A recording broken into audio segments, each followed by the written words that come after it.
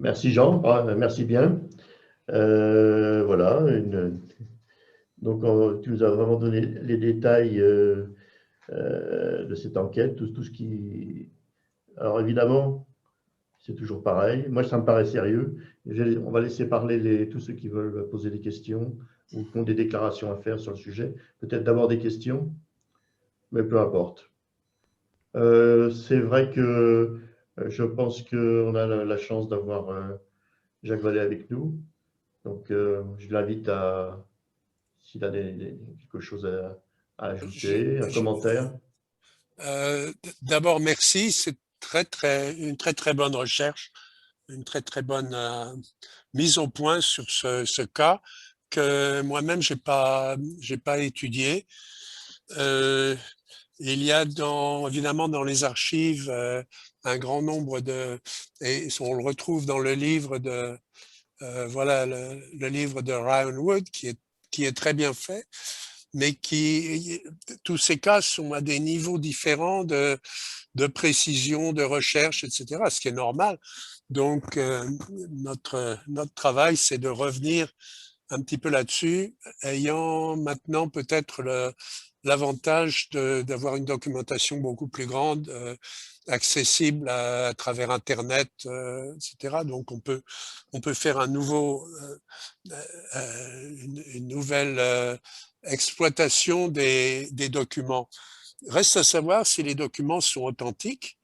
Euh, il y a beaucoup de témoins qui ne veulent pas donner leur nom. On comprend pourquoi, parce que l'ambiance aux États-Unis après la guerre, il y avait évidemment la guerre froide et les gens avaient peur de témoigner, surtout quand il y avait une récupération d'objets étranges qui pouvaient être des armes soviétiques ou allemandes ou des choses de ce type.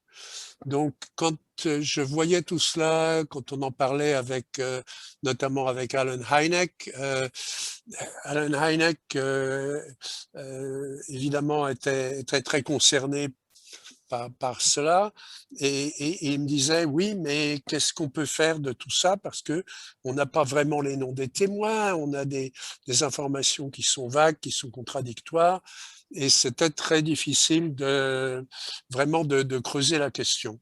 Alors le livre qu'on est sur le point de publier aux États-Unis, donc publié en anglais d'abord, mais qui sera traduit en italien, en allemand et en français très prochainement, porte sur un cas au Nouveau-Mexique en 1945, 3 semaines après le test de la première bombe atomique et à une vingtaine de kilomètres du centre où la bombe atomique a été testée, dans le Nouveau-Mexique. Une charmante localité qui s'appelle San Antonio, qu'il ne faut pas confondre avec le San Antonio du Du Texas, Texas, oui.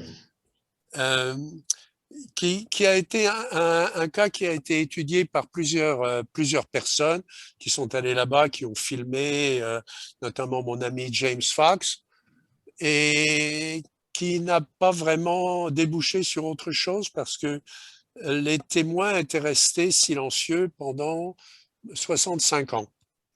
Ils étaient restés silencieux pour plusieurs raisons.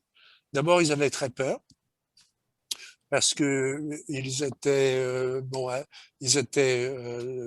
très jeunes à l'époque. Le cas est exceptionnel parce qu'ils étaient le, sur le terrain quand l'objet s'est écrasé, sur leur propriété, la propriété de leur famille, et on connaît tous les témoins mais ils sont restés silencieux pendant très longtemps parce ils avaient été impressionnés, bien sûr, par. Alors, pour revenir à Cap Girardeau, une question qui m'intéresse, c'est est-ce qu'on sait quelle unité militaire a fait l'enquête? Parce qu'à l'époque, il n'y avait pas l'Air Force, évidemment, il n'y avait pas l'armée de l'air américaine, c'était les Army Air Force, c'est-à-dire les premiers la première aviation militaire aux États-Unis faisait partie de l'armée. Donc c'était une extension de l'armée, mais qui était évidemment séparée de l'armée purement terrestre. Donc, c'était les Army Air Force. Alors, ce serait intéressant, si on veut retrouver d'autres documents, de savoir si les enquêteurs qui sont venus, si on avait des photos qu'on pouvait voir leur uniforme, par exemple, on pourrait peut-être savoir si c'était l'armée purement terrestre ou si c'était les services d'aviation de l'armée. L'armée de l'air américaine, la US Air Force qu'on connaît bien, a été créée juste après la guerre, a été créée en 1947. Donc, nous ce avons Paul sera... Blecksmith, l'auteur en ligne. Oui. Normalement, je ne le vois pas, mais normalement, sa caméra est activée, le son activé. Mais il a peut-être des soucis. Peut répondre brièvement, peut-être, enfin, un Oui. petit indice ce qui est dans le livre, en tout cas, ou ce que je peux avoir compris ou avoir entendu avec Paul Blake Smith avant qu'il... Vas-y, Jean. I can hear you. Ah bah, il est déjà là. Paul est là, oui. Bon. Donc, c'était l'Army Air Force. Ce serait logique que ce soit eux qui aient fait l'enquête. Oui. Hein, on va lui dire bonjour, Patrice. Oui. Tu l'entends, là? J'entendais monsieur Paul. Paul, hi, how are you? I'm doing just fine. Thank you for having me on. Thank you very much for you to do this effort. I don't see you. I cannot see you. Says host as disabled participant. Je sais pourquoi. Je sais pourquoi. Il est là. Il est là, mais on ne le voit pas. Bon, je peux répondre rapidement à Monsieur Vallée, ce que je sais pour les gens connectent. Monsieur Vallée, disons que dans le livre, et c'est vrai qu'il n'y a pas d'indication spécifique. Évidemment, l'Army Air Force, on sait qu'il y a vraisemblablement des gens qui sont venus de Sikeston, qui était une base aérienne, hein, comme on l'a vu le sud. On sait que le général Marshall, très certainement, a été impliqué très rapidement, qui était le chef de l'armée. On déduit, Ryan Wood et autres, qu'il y a eu des conflits entre le général Marshall et Vannevar Bush et l'OSRD pour le contrôle des débris, évidemment. Et le général Marshall s'est plaint de ce qu'on voulait lui prendre, lui confisquer tous ces débris. Donc c'est lui qui aurait pris le contrôle des débris tout de suite et qui ensuite aurait été transféré à Washington. Il y a même une opération qui est présentée dans le livre dans laquelle il y aurait une mise en scène après que l'objet ait quitté Washington, donc le Capitole, des manœuvres militaires dans lesquelles il y aurait une mise en scène d'un objet craché. Et donc, d'après l'auteur et également d'après Ryan Wood, c'était une opération dans laquelle on aurait mis le débris, donc l'engin du crash de Cap Girardeau, les débris, quelque part dans un champ de manœuvre immense en Caroline, et pour former des équipes spécialisées justement à ce type de récupération. Ça paraît complètement surréaliste, de la science-fiction, mais ce sont il y a des témoignages sérieux là-dessus qui sont présents dans le livre, que je n'ai pas développé parce que ça ne me paraissait pas central. Mais il y aurait eu des équipes donc formées spécialement en exercice, non pas de manœuvre classique, mais également sur un énorme champ de manœuvre pour se former à ce type d'opération.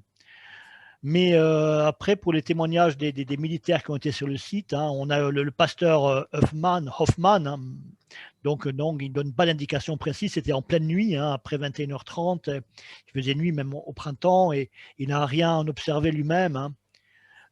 Pour ce qui est des badges, des uniformes de ces militaires, il n'a pas témoigné de cela, en tout cas à sa femme et à ses filles, en tout cas, ça n'apparaît pas dans le témoignage évidemment de Charlotte Mann.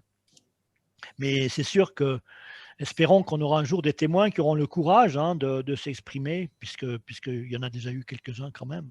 Ce sera des témoins indirects, malheureusement. Et peut-être que Paul Blake Smith a d'autres informations sur l'identité de ces équipes militaires qui ont participé donc, dans cette nuit d'avril 41. Peut-être tu peux lui poser la question, Jean. Ben oui, bien sûr. La question de Jacques Vallée, à moins que M. Jacques Vallée veuille parler directement, on va lui poser la question lui-même. Non, non, c'est simplement une question importante parce que ça pourrait indiquer où les débris éventuels sont passés. Comme vous le savez peut-être, on a lancé une série maintenant d'analyses approfondies de débris qu'on a récupérés en partie au Nouveau-Mexique et en partie parce que des témoins me les ont confiés. Donc, on a maintenant des moyens techniques importants pour continuer à creuser cette question et analyser les matériaux. J'avais donné une conférence à l'IMI il y a plusieurs années sur les matériaux qu'on connaissait déjà et quelques analyses, notamment les analyses d'isotopes, parce que quand on arrive aux isotopes, il n'y a plus de canular possible. Enfin, les témoins peuvent mentir sur des métaux qu'ils ont ramassés ou des choses comme ça, mais quand on arrive à la structure des atomes eux-mêmes, c'est très difficile évidemment de monter un canular. Donc, on a réuni un certain nombre mais alors on va commencer à publier les résultats de nos études. Monsieur Vallée, vous avez travaillé sur le crash du Batoubas? Oui, c'est surtout il y a longtemps déjà. Mon professeur qui était mon mentor à Stanford, Peter Sturrock, qui s'était intéressé au cas. Mais il a commencé il y a 40 ans. Enfin, il a commencé. Donc ça remonte assez loin. Et d'ailleurs, certains des échantillons ont été analysés à Saclay. Et j'avais eu l'occasion d'apporter les échantillons aux scientifiques de Saclay qui avaient refait ces analyses. Mais maintenant, on a des appareils plus précis et plus faciles à utiliser. Donc, on est en train de reprendre toute cette étude. Facile à utiliser, faut le dire vite parce que, évidemment, c'est des études qui sont complexes. Et une fois qu'on a mis les éléments dans la machine vous sort évidemment une base de données énorme sur tout ce qu'elle a mesuré.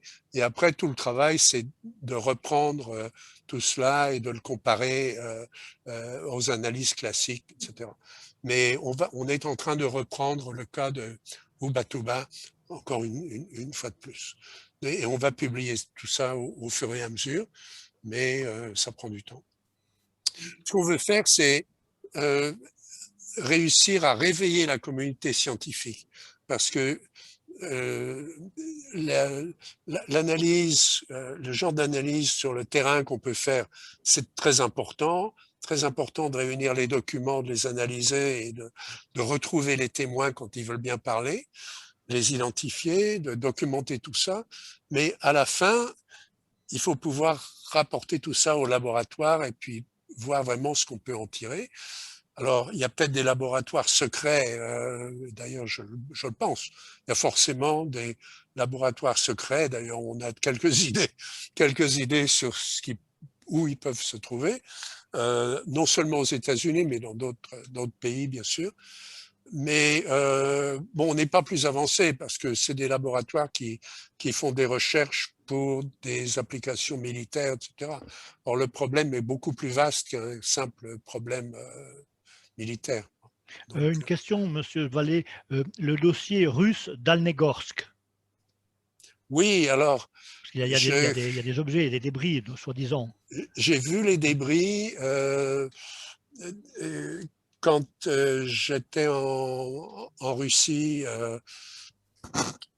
il y a longtemps, et j'ai écrit un petit livre là-dessus qui n'a pas été traduit en français, mais qu'on peut encore trouver.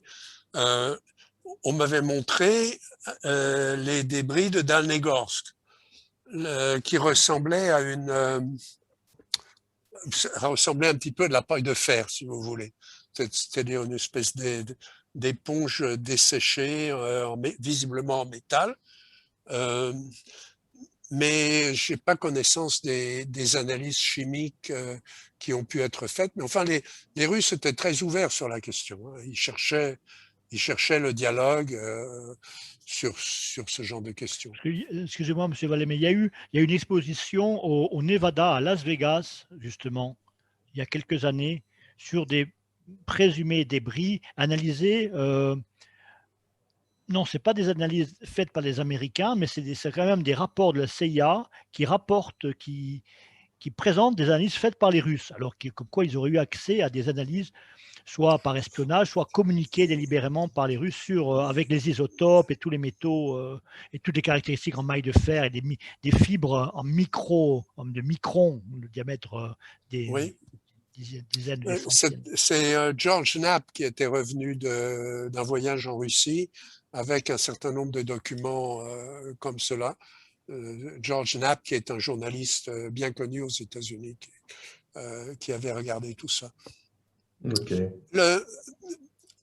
Bon, de mon point de vue, enfin les scientifiques avec qui je travaille, ce qu'on préfère, c'est aller sur place avec des pelles et des pioches, creuser le sol, retrouver ce qu'on peut retrouver, qui a été souvent pollué volontairement par les services militaires justement pour qu'on puisse pas se promener avec un détecteur et retrouver des éléments qui auraient pu leur échapper. Mais enfin, on en a retrouvé un certain nombre quand même. Donc, l'idée, c'est de faire des analyses complètement ouvertes sur la question et de les publier. Donc, on veut vraiment avoir le document authentique et où on a une chaîne d'évidence, comme disent les policiers. Hein. C'est-à-dire, on sait qui l'a trouvé premier, à qui il l'a donné, et on essaye d'avoir des documents et de faire signer les gens sur toutes les étapes, parce que quand on va devant un comité scientifique, ça va être exigé. Ça. Ils vont pas se contenter d'avoir un rapport d'un témoin qui aurait vu quelque chose, qui donne pas son nom, etc. Enfin, on a vraiment besoin d'avoir la chaîne complète pour authentifier les échantillons. Alors, on est sur le point de commencer à publier tout ça et on publiera internationalement. Enfin, vous aurez communication de tout ça. Et bien entendu, on invite, on a même, j'ai même des échantillons de Ubatuba que j'ai ramenés à Paris, que Dominique a vu d'ailleurs récemment chez moi à Paris, qu'on va confier à des équipes françaises qui pourraient refaire l'analyse, parce qu'en science, on n'accepte jamais les analyses d'un laboratoire.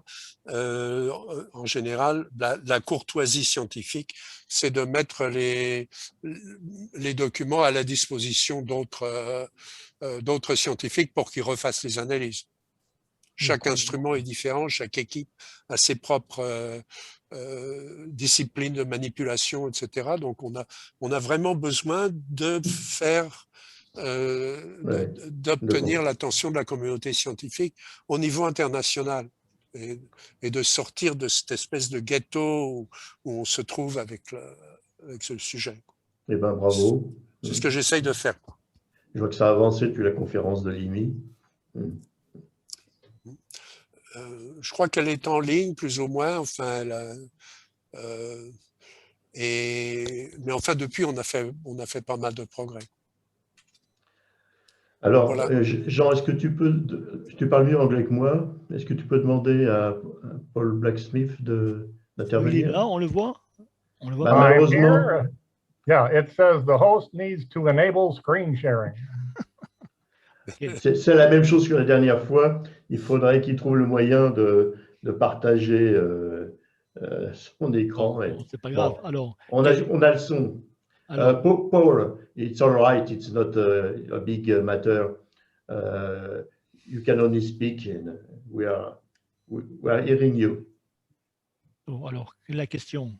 I can hear you, and I'm ready to answer any question. Vas-y. Alors, donc nous avons l'auteur. Quelqu'un a-t-il une question? Sinon, non, on prend la question de Jacques Vallée d'abord. Oui. Oui. Vas-y, traduis-la, s'il te plaît. Oui. Hello, Paul. Hello. Hello. Okay. Yes, it's no trouble if we cannot see you. We'll enjoy your speech even better, maybe. Yes, I look better when you can't see me. Ok, il dit j'ai meilleure allure quand on me voit pas. Okay, Paul, we are here with French author Jacques Vallée, who is internationally well known, as you are aware. Yes. And he just published a book which he will introduce. He has just introduced his last book. He will do again to share with you in a moment. A question by Jacques Vallée. Do we know anything about the team of military who took part in the recovery on the night of April 1941? Very little. I would refer you to a book called Covert Retrieval by Linda Wallace, Okay. whose father was stationed at that airbase in Sikeston, Missouri, that came to the crash site and seemed to take over. Okay, wait, I'm translating. Okay, don't speak too long, right? Because I can miss. I'm accustomed, but it's better. It's so important. Bon, Monsieur Vallée, qui est multilingue, a compris, mais on va traduire pour les auditeurs. L'auteur Paul Smith explique qu'on a peu d'informations sur l'identité, l'origine des équipes de militaires donc, qui sont intervenus sur le site du crash qu'on dit de Cap Girardeau, mais qui était au sud de la ville de Cap Girardeau. Par contre, il invite les personnes intéressées à consulter le livre de Linda Wallace, donc, que j'ai présenté dans l'exposé, Covert Retrieval. Effectivement, on peut le commander. Et il y a le site de Madame Wallace, hein, Monsieur Vallée. On postera sur la page d'OVNI Paris toutes ces indications. Il y en a déjà pas quelques-unes qui ont été indiquées, mais le site de Linda Wallace, non. Il n'y a pas d'adresse mail directe. On lui communique sur le site et elle vous répond. Donc, je suis sûr donc, Covert Retrieval est publié en 2016. Et donc, le père, il rappelle que le père de Linda Wallace était un officier, je crois, de météorologie sur la base de Sikeston en 1941. Et il aurait été convoqué pour participer à la récupération, donc un peu au nord de Sikeston, hein, puisque le site n'était pas très loin de Cap Girardeau et pas très loin non plus là-bas, Sikeston. Yes, Paul, what can you say more? I know that Linda interviewed a man who was part of that team. Yeah. And Donc, Linda a interviewé un homme qui a participé, qui a fait partie de cette équipe. And he had a reputation of telling people, I transferred the bodies. Et cet homme avait souvent partagé son témoignage comme quoi il avait transféré les corps. And when Linda asked him about this, he clammed up immediately and refused to talk. Mais quand Linda l'a contacté, eh bien, il a refusé de continuer à parler. And died shortly thereafter, sadly. Il a coupé le contact par la suite. Non, il est mort. Il est mort. Il est mort peu après. Oui. Oui. So my question was, I'm currently looking at a case that happened in New Mexico in 1945, close to Trinity, and we're about to publish a book called Trinity, the Best Kept Secret, and this is the cover of the book.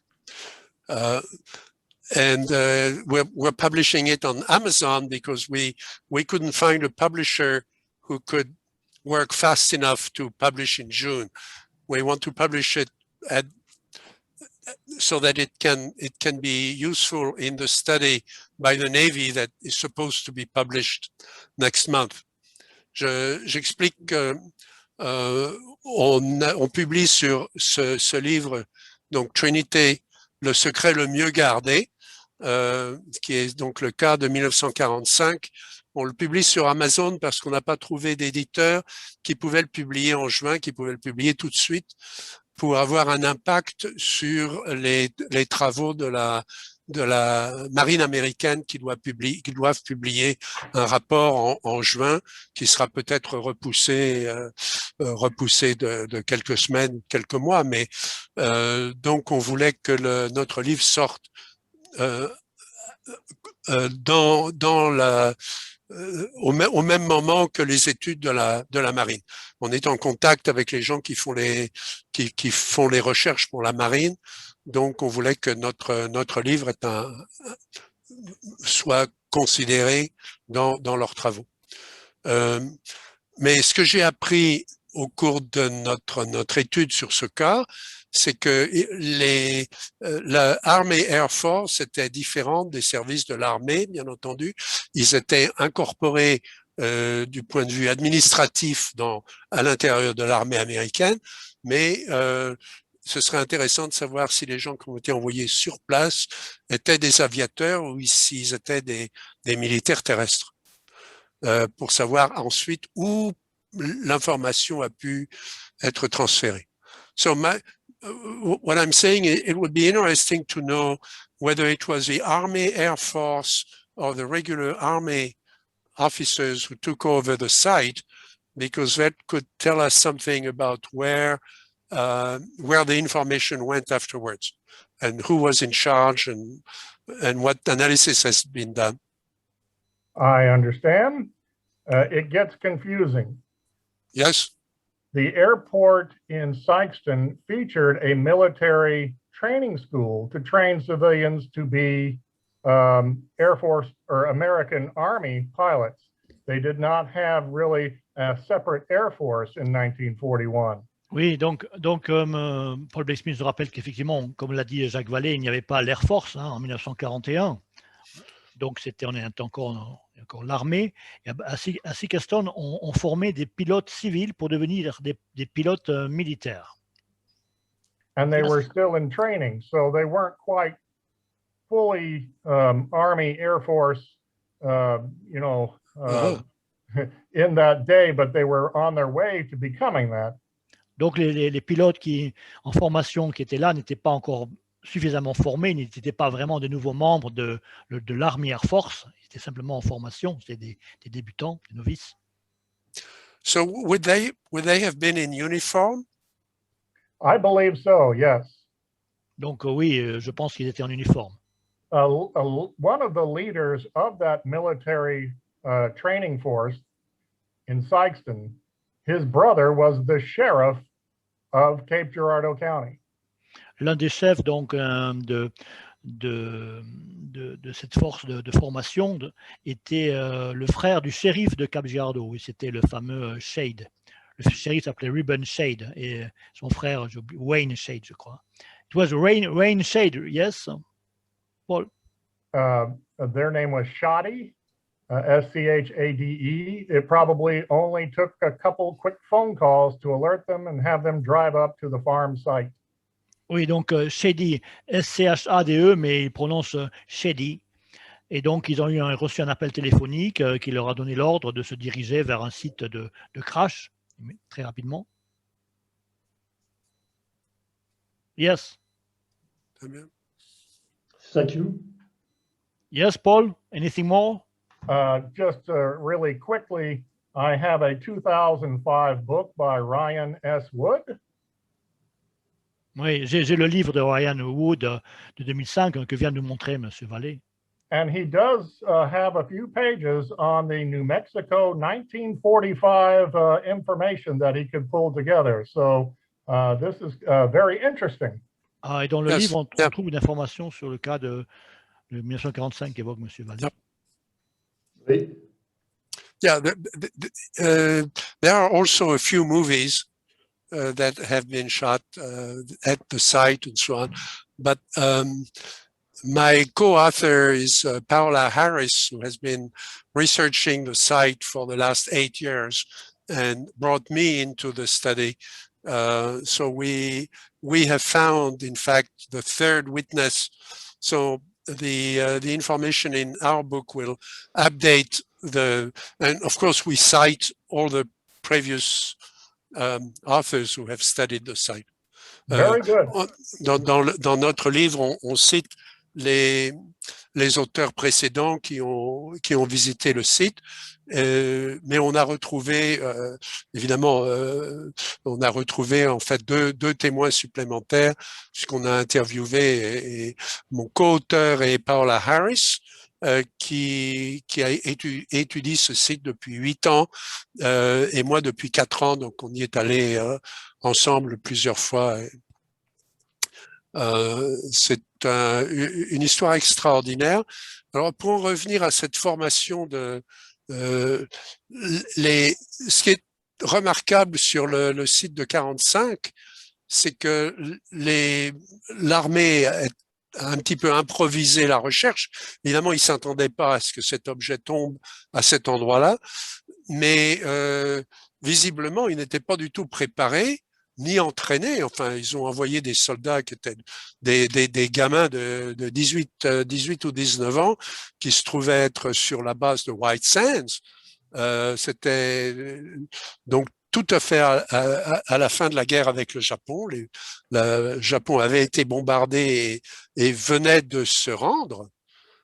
Donc la reddition du Japon venait d'être effective quand l'objet est tombé à cet endroit-là. Donc tout ça a été improvisé et on ne voyait pas, comme on voit dans les films de Spielberg, des gens en scaphandre avec des appareils compliqués, etc.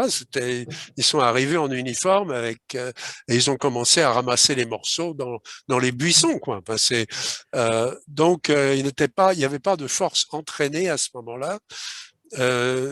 Et je pose la question à propos de l'Army Air Force parce que le premier témoin était un aviateur l'objet avait heurté une tour de communication. Donc, ils avaient envoyé un avion pour voir ce qui se passait. L'avion avait constaté que la tour avait été endommagée et l'avion avait vu l'objet qui venait de s'écraser. Et il avait aussi vu les deux témoins qui étaient là, les deux gamins qui étaient là. Et donc, il a fait un rapport et c'est lui qui est allé sur le site le lendemain parce que l'armée n'était pas encore prête à envoyer une équipe. Et c'est le 3e jour que l'armée a pris le contrôle. Donc, il y a eu un changement de contrôle entre la Army Air Force et l'armée. Et l'armée est arrivée avec des jeeps et ensuite avec un camion pour ramener l'objet qu'ils appelaient un ballon sonde. Et on se demande pourquoi on a besoin d'un camion avec 18 roues pour emporter un ballon sonde. Mais enfin, ça, évidemment, ça fait partie du folklore. Oui, je vais expliquer ça. J'ai très bien compris, M. Vallée, oui. Vous suggérez que, d'après vous, il n'y avait pas d'équipe formée en 1945. Mais c'est un point de vue, si vous permettez. C'est une interprétation. Même si je parle à l'expert, M. Vallée, c'est un point de vue. Et non, je suis tout à fait d'accord. C'est-à-dire que simplement c'était le site du projet Manhattan, c'était le site de White Sands. Il n'y avait pas d'équipe entraînée à ce moment-là. Il y avait peut-être des équipes entraînées ailleurs. Oui, c'est cela. Si je me permets, non, tout à fait, vous avez raison. Avant de traduire à M. Paul, c'est-à-dire qu'on peut on peut supposer que des équipes étaient formées à l'échelle dans l'armée depuis 41 et 42, la bataille de Los Angeles, parce que les Américains ont pris à mesure l'importance de cette situation, mais que à ce moment-là, effectivement, il y avait peut-être des petites équipes formées, mais qui n'ont pas été mobilisées immédiatement. Il y a eu une logistique qui en fait que les équipes n'ont pas été envoyées dans les heures qui viennent, dans les jours qui viennent, peut-être la chaîne de commandement entre les politiques, les militaires, comme vous dites, l'Army Air Force, et que ça a pris un délai pour envoyer, et que dans un premier temps, ce sont peut-être effectivement des militaires non expérimentés qui ont été adressés là. Tout à fait. Je pense que ce serait intéressant d'écouter aussi, avant de traduire, d'écouter M. Clifford Stone. Je sais que Paola Harris je crois qu'elle a publié un livre d'entretien avec Clifford Stone. Et ce monsieur, dont on ne parle pas beaucoup en France, a beaucoup commenté les opérations de récupération. Alors certains peuvent le considérer comme un imposteur. Personnellement, je pense que moi, je l'ai beaucoup écouté sur YouTube. Non, c'était pas un imposteur. Pas un imposteur. Non. Pas. Il y a beaucoup d'éléments. Et donc, il pourrait peut-être s'exprimer sur la jeunesse de ces équipes. Parce que lui a été formé beaucoup longtemps après, mais peut-être qu'il en sait plus sur les conditions. Alors, bon, puisque vous mentionnez Clifford Stone, malheureusement, Clifford Stone est décédé il y a à peu près un mois. Ces dossiers étaient assez désorganisés mais on a pu justement en travaillant avec Paola on a pu récupérer l'essentiel de ces archives que je suis sur le point d'étudier. Donc, je vais passer une grande partie de l'été à dépouiller ces. Et j'ai ici une douzaine de boîtes de dossiers qui viennent des archives de Clifford. Et il n'y a pas de doute qu'il était sérieux, enfin, il a dédié sa vie à cette étude. Et il a révélé un certain nombre de choses. Donc nous aurons des réponses certainement, certaines réponses, enfin des informations plus précises en tout cas, peut-être sur la genèse des équipes de formation qu'il a décrites pour les années 80 plutôt. Oui. Oui, alors plus tard, évidemment, c'est devenu. Évidemment, la grande question, c'est si on fait l'hypothèse qu'il s'agit de matériaux et surtout de corps ou d'entités extraterrestres, il y a un certain nombre de précautions biologiques qu'il faut prendre. Quand on voit dans les films de Spielberg, notamment avec des scaphandres anti-microbes, etc., on voit rien de tout ça au Nouveau-Mexique. Ils ont envoyé la première équipe qui était disponible, qui étaient des jeunes qui étaient sur le point d'être démobilisés. Ils sont arrivés avec 2 jeeps et ils ont commencé à ramasser les morceaux. Il aura fallu 8 jours quand même pour ramasser tous les morceaux et amener une grue spéciale pour soulever l'objet. Le ballon sonde a été soulevé avec une grue spéciale, mis sur un camion spécial. Un plateau surbaissé, les fameux flatbed. Oui, exactement. On a dans le dossier Roswell, dans le dossier Aztec, et également dans le dossier Capricardo. Il y a ces camions qui s'appellent des lowboy. Lowboy, voilà. Ouais. Voilà. Flatbed. Voilà. Mais c'est des camions à 18 roues. Hein. Oui, c'est pas. Oui. Dans le livre de Scott Ramsey, si vous connaissez ce livre, Scott Ramsey a étudié beaucoup de choses et il a rapporté que ces camions avaient été utilisés dans la Deuxième Guerre mondiale pour rapatrier des chars, des tanks américains, les fameux tanks, les gros tanks. Les Patton. Les Patton et les. Quand ils étaient immobilisés, accidentés. Donc il fallait un instrument très puissant pour les. Et que ces camions ont été rapatriés au Nouveau-Mexique, à Roswell, et qu'ils ont été utilisés sur le site d'Aztec également, selon Scott Ramsey. Je vais demander à Paul Blake-Smith de donner son avis sur votre remarque que ce sont des équipes inexpérimentées, improvisées, qui se sont présentées en 1945 sur le crash. Tout à fait. Et non pas d'équipes qui n'avaient donc pas apparemment d'équipe spéciale, en tout cas sur ce site-là, qui était pourtant un site très protégé. Évidemment, c'est Sandia, c'est pas Sandia, c'est White Sands, la base Holloman, enfin toute cette région-là. Oui. Paul. Yes. Yes. Jacques Vallée telling you that in the case he has been studying with on the case a crash in 1945 in New Mexico. The craft crashed against a tower, and a plane came and saw what happened. But then there was 2 young witnesses, 2 children.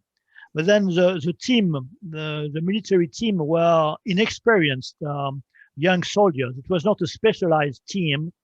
And so the question is, was there any specialized team in 1945? If you assume that there had been already alien crashes before, what do you say? I do not believe so. They were just young flyers training at an airfield, and I believe they were in uniform and were ordered to the site. They probably had little idea what they were facing or doing. Yeah, do you understand the question, Paul? We are referring the event in 1945 in New Mexico, right? And so, Monsieur Paul Blake-Smith vient de nous dire que effectivement, d'après lui, en 1945, c'était des jeunes militaires inexpérimentés qui ont été envoyés sur le site immédiatement. Mais je voudrais quand même lui demander qu'est-ce qu'il en pense et pourquoi n'y avait-il pas d'équipe expérimentée? Why did they not send a specialized team?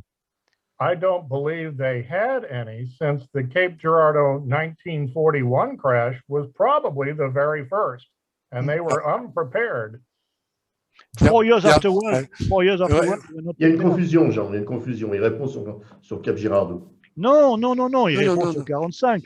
Mais il dit que, comme c'était arrivé quelques années avant, c'est ce que je comprends, il n'y avait pas d'équipe formée. C'est bien ce qu'on a compris, Jacques Vallée, Monsieur Vallée? Oui, oui, tout à fait. Tout Oui, à je fait. vais quand même lui demander de C'est- répéter. Paul, Yes. do you mean there was not any specialized team in 1945 because That could be possible because so many men in America were off fighting the war in Europe and in the Pacific. It was almost everyone had to get involved. So Ah, yes. Oui, d'accord. Il y a une autre raison indiquée par Paul Blake Smith, c'est que pas simplement que Cap Girardeau était le premier cas, donc il n'y a pas d'équipe vraiment spécialisée qui a été formée, lui, mais en 45, tous les militaires étaient mobilisés à l'étranger, soit en Europe, soit dans le Pacifique. La plupart des militaires. L'autre élément qui est important, c'est que évidemment tous les services scientifiques étaient à White Sands. Enfin, le projet Manhattan était là. Donc leur première priorité, c'était de récupérer l'objet et de le ramener dans les laboratoires les mêmes laboratoires où la bombe atomique avait été assemblée, avait été conçue. Donc l'équipe qu'ils ont envoyée était simplement une équipe, c'est pas une équipe d'analyse scientifique, c'était simplement une équipe qui savait déployer les grues, etc., faire ce qu'il fallait pour ramasser tous les débris qu'ils pouvaient ramasser et amener l'objet dans un laboratoire. Le laboratoire, à ce moment-là, on perd la trace de l'objet. On a tous les détails, ce qui est important, on a tous les détails pendant 9 jours de tout ce qui s'est passé sur le site, parce que les témoins étaient là. Et il y a un des témoins qui est encore vivant, qui a totalement coopéré avec Paola et moi, donc qui se rappelle d'une façon très claire de tous les détails qu'il y avait sur de ce qu'ils ont vu. Je vais le dire, on va essayer de traduire ça à Paul Blake Smith, il va être intéressé, comme certainement, bien sûr.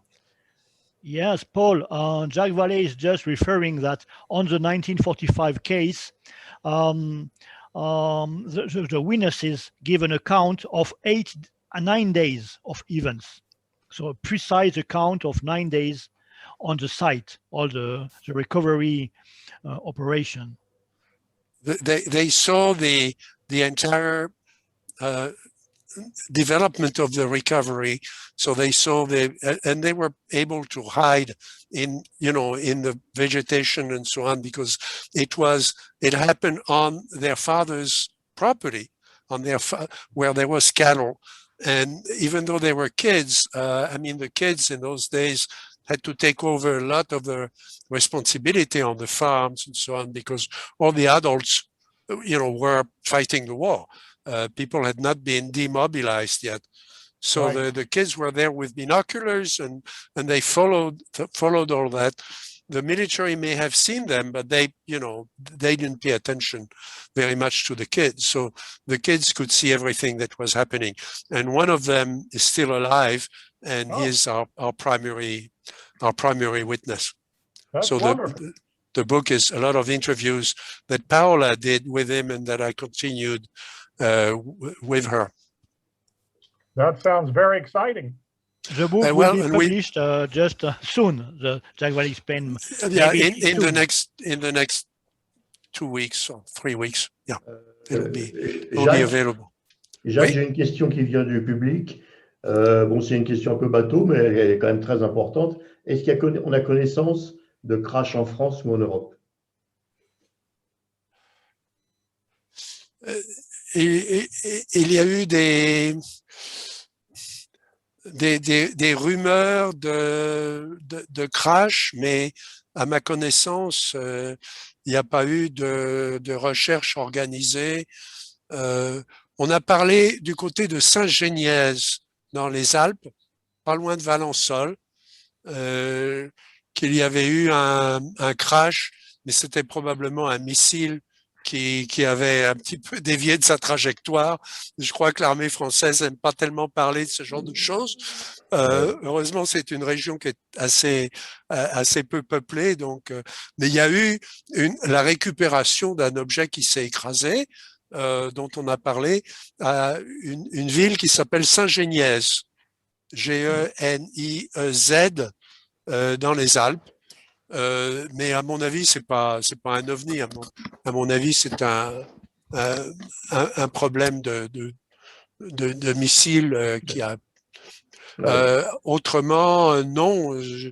Par contre, bien entendu, il y a eu des atterrissages qui ont été étudiés sur place, comme Valençol, par exemple, qui est considéré comme un cas non identifié dans les archives du CNES aujourd'hui. Monsieur Vallée, est-ce que vous avez entendu parler du cas italien de l'époque fasciste? L'époque de Mussolini, oui, tout à fait. Oui, parce que ce cas est décrit dans un chapitre complet du deuxième livre de Roberto Pinotti. Roberto Pinotti a publié deux livres qui s'appellent UFO Contact in Italy, le volume 1, que j'ai l'honneur de traduire l'an dernier. Mais le deuxième volume qui concerne en fait la période 1976 jusqu'à 2015 ou 2017, mais en fait il a un chapitre spécial qui correspond pas à la chronologie, mais compte tenu de sa nature spéciale, évidemment, il a introduit à ce moment-là, parce qu'il est en train de faire l'étude, c'est sûr, effectivement, cet événement de 1937, je crois, ou 34, je ne me rappelle plus la date précise, mais c'est une étude très, très fouillée, hein, qui est dans le deuxième livre de Roberto Pinotti, dont on ne connaît pas. Voilà, ça c'est un dossier très... Donc, Paola est au courant et elle continue à faire des recherches là-dessus. Ah oui. Parce qu'elle est italienne et vient justement de cette région-là, de la région où ça s'était passé. Ah oui, c'est au nord de Milan, c'est la ville de Magenta. Ça s'appelle Magenta dans les montagnes. Enfin, non, c'est très intéressant. Oui. Bon, il faudrait peut-être des questions à Paul Blake-Smith, Patrice. Eh bien, des questions. C'est-à-dire que tous ces débats étaient tellement intéressants que pour l'instant, on ne retrouve pas trop de... Alors, on trouve des photos de crash d'OVNI du temps de l'URSS, mais on ne va pas poser ça à Blake-Smith, certainement pas. En tout cas, s'il y a des échantillons que les gens ont gardés chez eux, c'était évoqué un peu plus tôt, vous en avez parlé, on est à votre disposition pour les analyser d'une façon tout à fait ouverte et publique et publier les résultats. I was saying, Paul, that if there are any samples, even just a few grains of something, we can analyze them. And we can go to the isotopes. It is frustrating. There are rumors that an old man who owned the farm collected bits of metal still left in the soil, but won't tell anyone where they are. Oui. Il y a ce témoignage, Monsieur Vallée, dans le livre, qui sera publié bientôt, hein, dans 2 semaines, je pense, j'espère. 2-3 semaines, disons. En même temps que le livre de Jacques Vallée. Très bien. En fait, je ne l'ai pas mentionné parce que je voulais faire vite pour pouvoir donner la parole à Paul Blake-Smith. Mais effectivement, c'est un témoignage. Je crois que ça fait partie des témoignages qui sont recueillis sur le site Topics, vous voyez, le blog, hein, témoignages en ligne.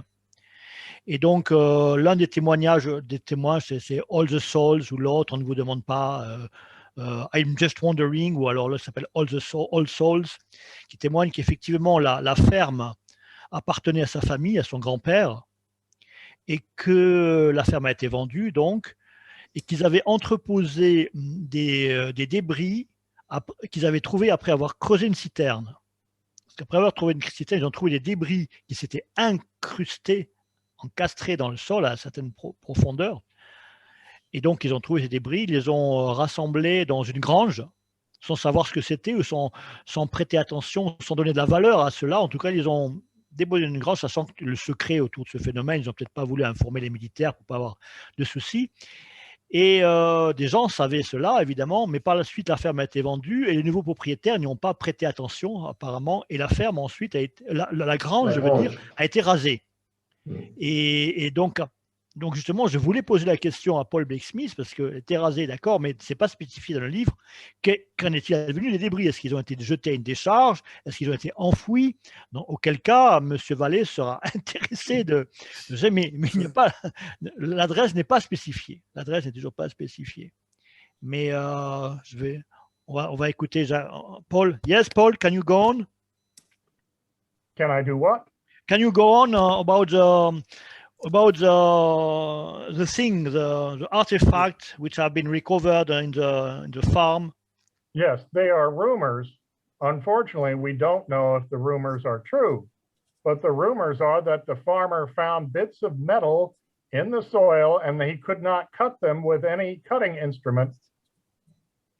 Donc, ce sont des rumeurs qu'on ne peut pas prouver, confirmer pour l'instant, mais les rumeurs, selon les rumeurs, ben, le fermier a trouvé des objets dans le sol, effectivement, et qu'il ne pouvait pas découper avec aucun instrument.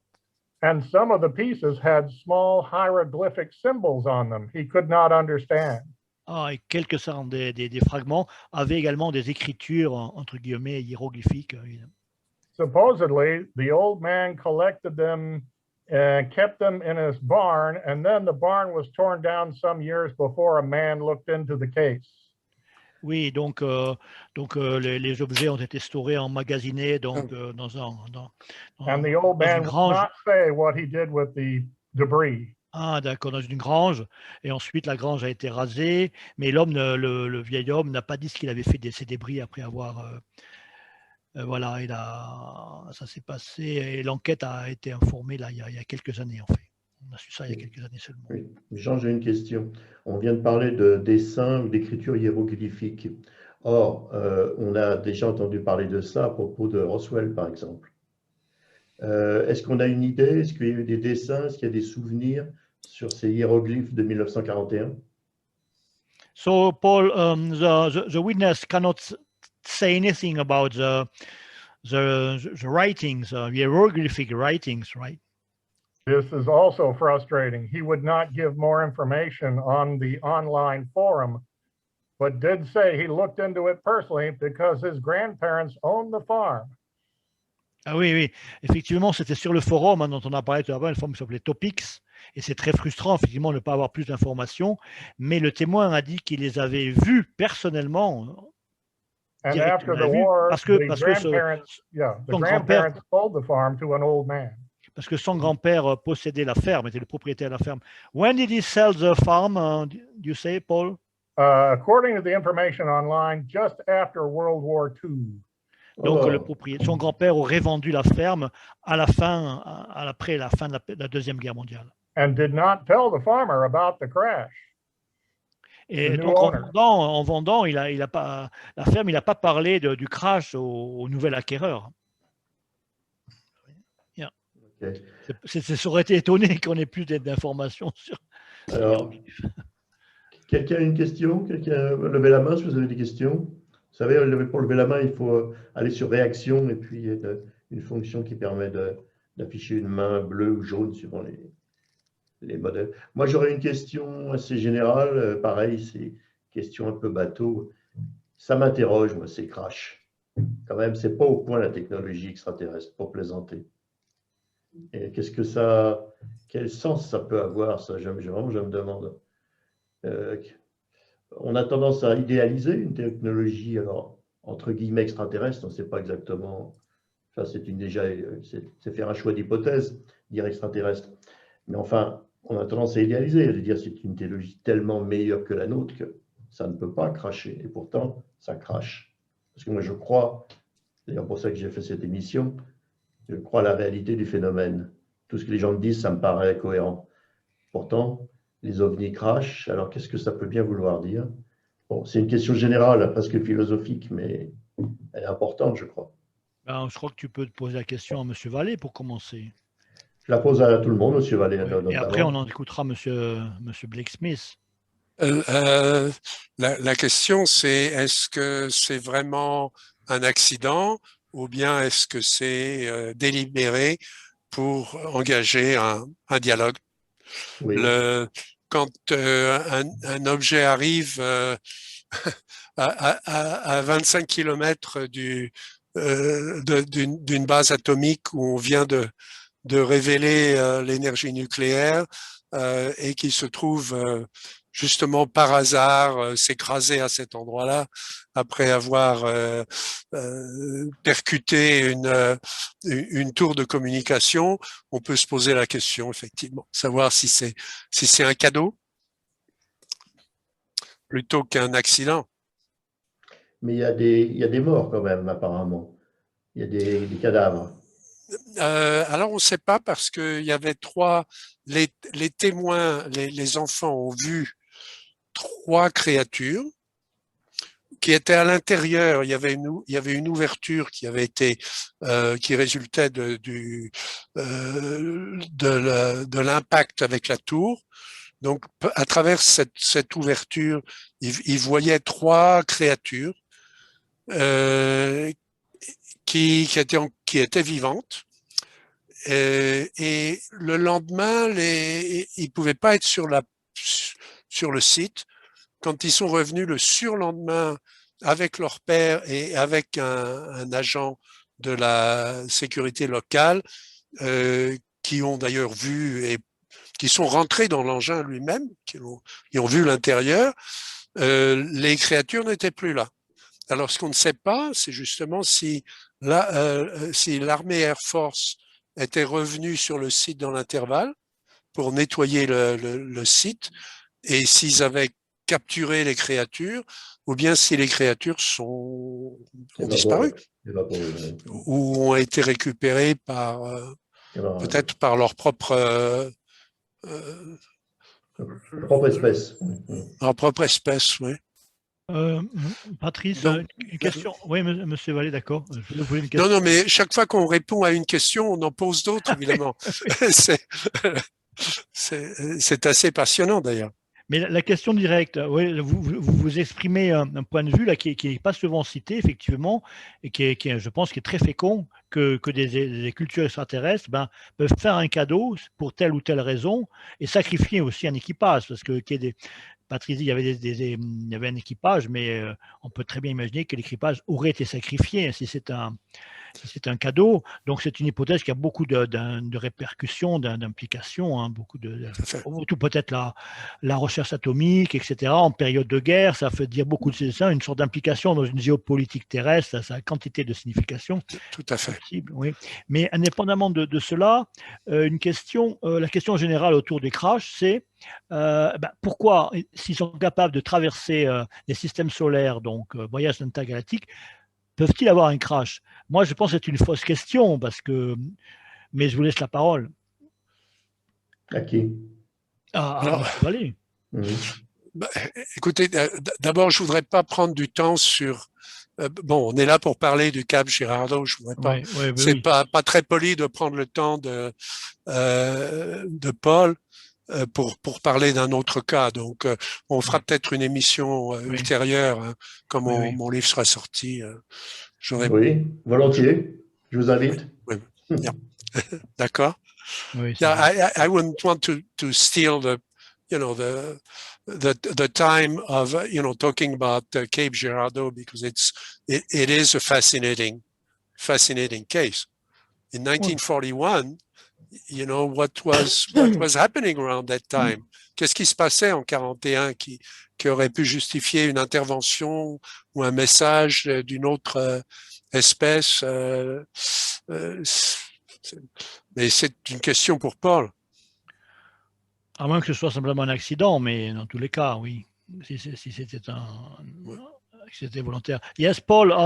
Mr. Vallée make the assessment that the crashes may have been deliberate to maybe give a present, maybe a kind of technological present or whatever, to America, to American Yes, society. I have heard that theory before. I don't know if it's real, but we do know the aliens did not come back for the debris or the bodies, did they? Ah oui, bonne réponse. Alors là, il dit que j'ai pas très bien compris. Il dit que Il les a dit qu'il a aliens, les déjà, extraterrestres. il a déjà connu, il connaît ces théories, il en a déjà entendu parler. Oui, Mais par contre, ce qu'il fait remarquer, c'est que les aliens ne sont pas revenus pour récupérer les corps ou les débris. À Cap Girardeau, j'entends bien. oui, oui, mais je vois pas le sens. Quel est le Eh ben, le sens que euh, par- donc il Ça considère que pourrait c'est indiquer qu'ils ont abandonné, que c'était effectivement ah un non. signal et que ça les intéressait pas d'intervenir pour sauver les survivants. Yes, maybe it was, Jacques Vallée says it may be just a message, and they were not interested in recovering the craft, and they were not, and nor the beings. It was disposable. He could be correct. Yes. Ça se peut, oui, ça peut être le cas.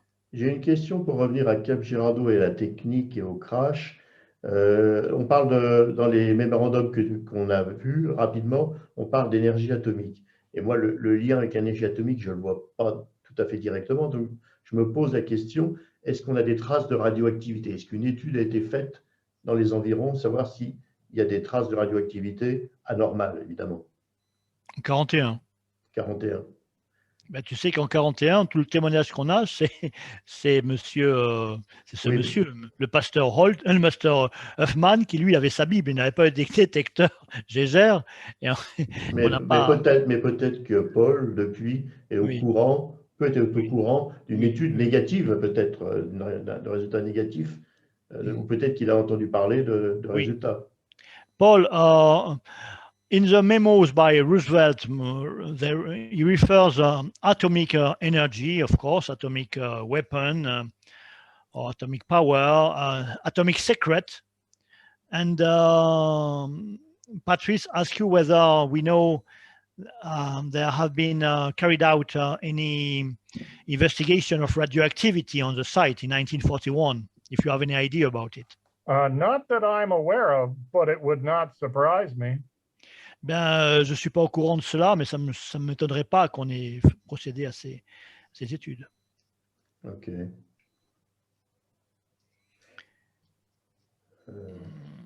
Effectivement, les mémos, c'est important. C'est important de parler de ces mémos. Hein. Ça, on peut peut-être lui demander de dire un mot sur les deux mémos, peut-être celui de Twinning à sa manière. Qu'est-ce qu'il en dit concrètement? Parce que j'étais peut-être pas très clair en naviguant entre mon texte et le PowerPoint, peut-être c'était un petit peu confus, mais c'est pourtant assez éloquent, hein, tout ce qu'on trouve dans ces mémos. Dans la mesure où, comme me dit M. Vallée, ils sont authentiques, s'ils sont authentiques. Bah, tu peux me poser peut-être. Paul, can you say something about the message, the memo by Roosevelt to Marshall, or in 1942, or the memo in 44 to the Special Committee on Non-Terrestrial Science and Technology? Yes, they appear to be authentic, but who knows? You know, the world is full of frauds and liars. Donc les documents paraissent authentiques, mais qui sait, il y a tellement de fraude. They certainly give an accurate, what I would think would be accurate reaction by a president who was desperate for any sort of advantage to help the American war effort. En vérité, il semble témoigner donc d'une volonté désespérée, forte de la part du président de mettre à profit toute technologie qui pourrait contribuer à l'effort de guerre, puisque They were, searching for practical uses of atomic secrets from what they recovered. So that would fit with what was going on in America. Oui, il y a bien écrit Atomic Secrets dans le mémo, et donc ça correspond évidemment à ce que recherchait l'Amérique à ce moment-là, en l'occurrence la bombe atomique. C'est ça. Yes. There are rumors that Mussolini and the Italians had a recovered crash in the 30s. Ah, il y a eu des rumeurs comme quoi Mussolini avait récupéré un vaisseau extraterrestre dans les années 30, ce qu'on en vient de parler. If Roosevelt knew of this, he wanted his own crash and kept secret as a kind of secret weapon to balance the power. Si Roosevelt avait été au courant de cela, certainement qu'il aurait voulu lui-même un crash et pouvoir récupérer la technologie et garder ses sciences secrètes. Yes, it was a race to perfect the atomic bomb, and no one wanted to finish second in that race.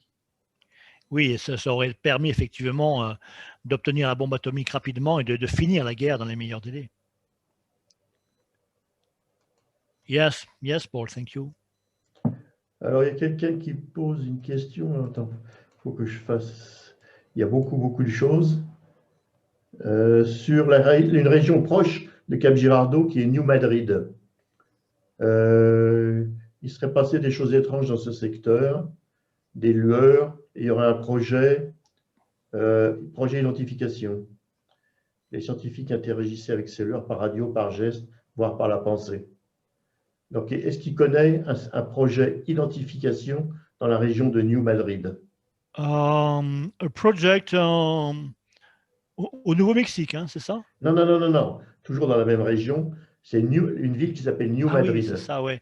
Do you know a town of the name New Madrid, close to Cape Girardeau or in Missouri? New Madrid?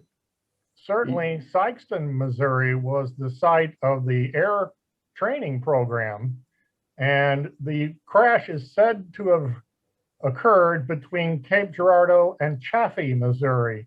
And that's a span of about 10 miles at most.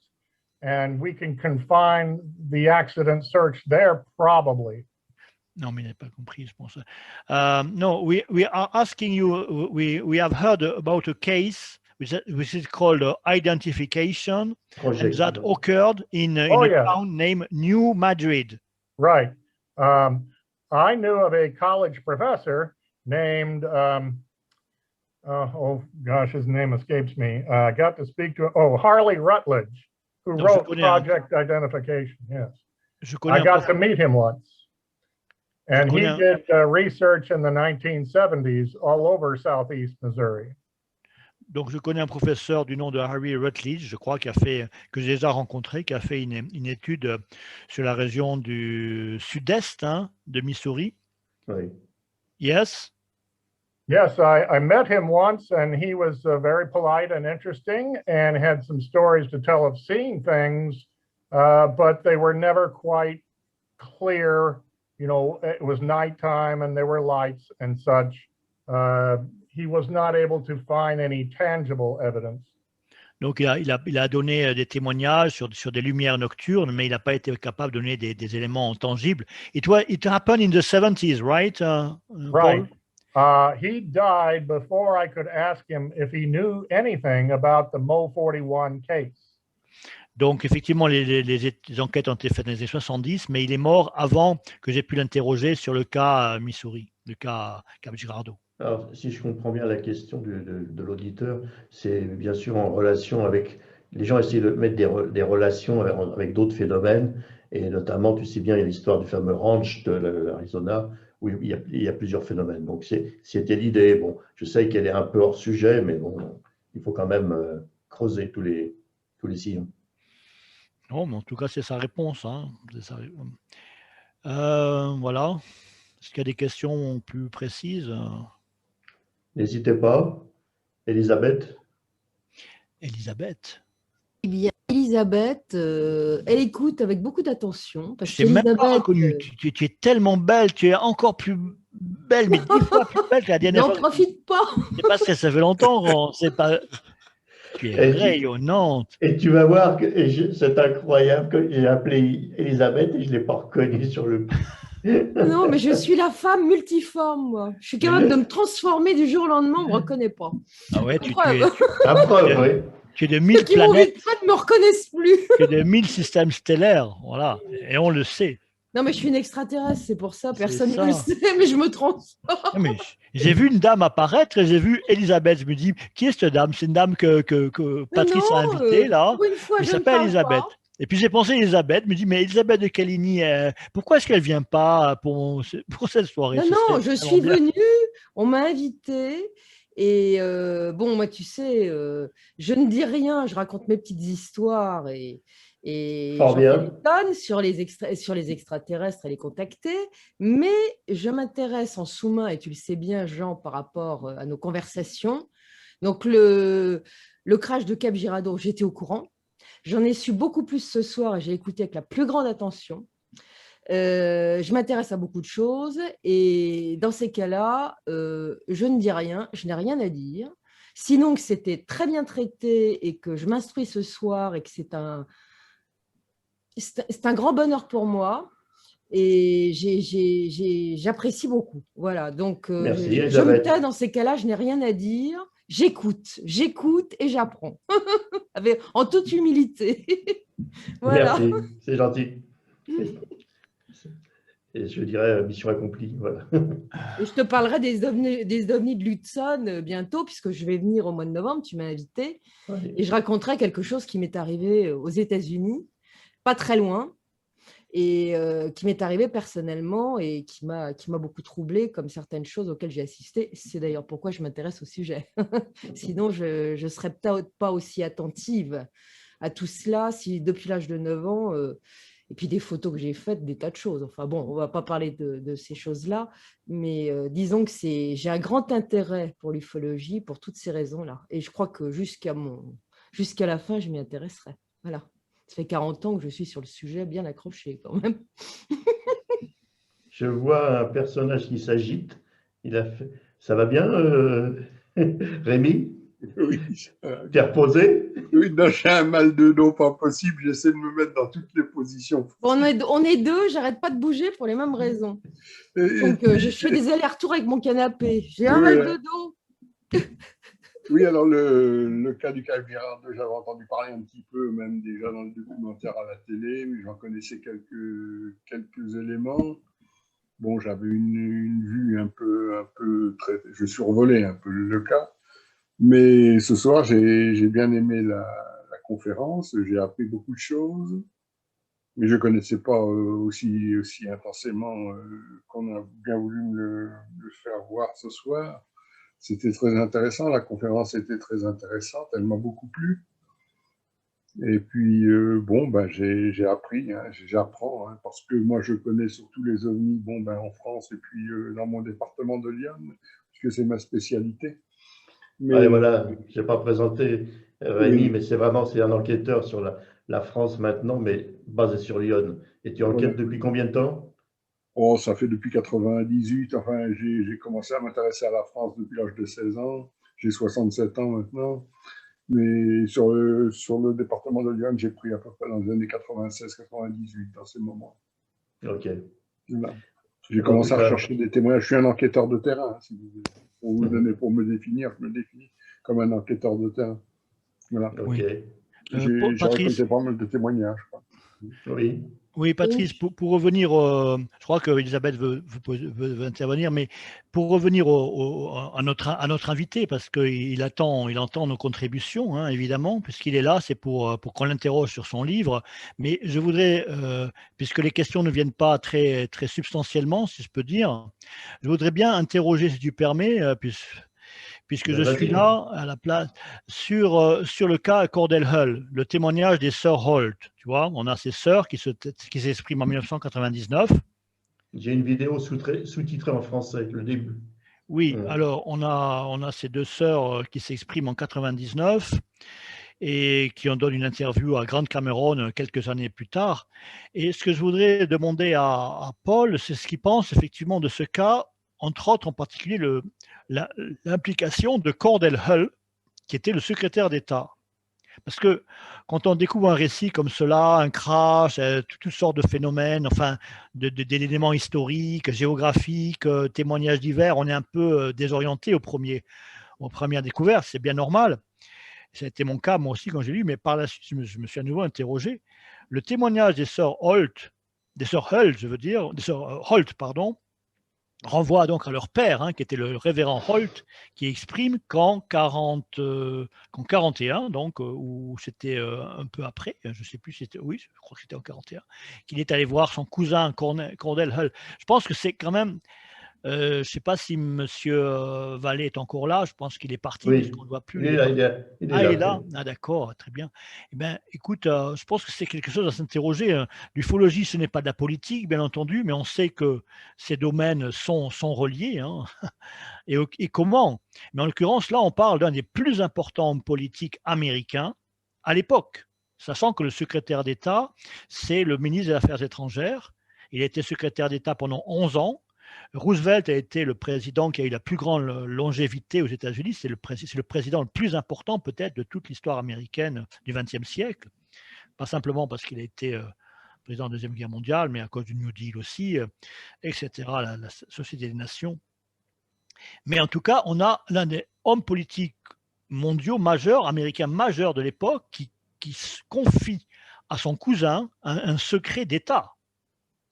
Un vaisseau qui serait conservé sous le bâtiment du Capitole, et il lui dit simplement à son cousin, n'en parle à personne. Je pense que ça fait poser plein de questions. Est-ce que vrai, que veut dire quand même qu'est-ce qu'on peut penser de la décision, si c'était vrai, de cet homme politique? Est-ce que M. Vallée peut-être veut dire un mot s'il est là? Non, je crois que vous posez la bonne question. Je me suis posé la même interrogation. Et visiblement, Cordell Hull a eu un rôle historique très très important pendant la guerre et après la guerre. C'est probablement le politicien qui en savait le plus sur la question. Donc vous connaissez bien le cas Girardeau? Non, j'en ai entendu parler, j'avais lu certaines choses, mais j'ai appris beaucoup de choses pendant cette conférence. Non. Oui. C'est vrai que c'est vraiment étonnant, c'est le fait qu'il se confie comme ça à son cousin, qui n'était pas un cousin direct, enfin, peut-être qu'ils se connaissaient par ailleurs. Mais non, ils ont grandi ensemble, hein, c'était vraiment, ils étaient très proches dans leur jeunesse. Hein. Ah, d'accord, donc ça pourrait expliquer effectivement qu'il se soit confié. Mais peut-être qu'il ne pouvait pas se confier à personne d'autre, et que ça, il en avait, comme on dit un peu vulgairement, gros sur la patate, quoi, de garder ce secret. Ça doit être lourd quelquefois, ce genre de secret. Si tu peux parler absolument à personne.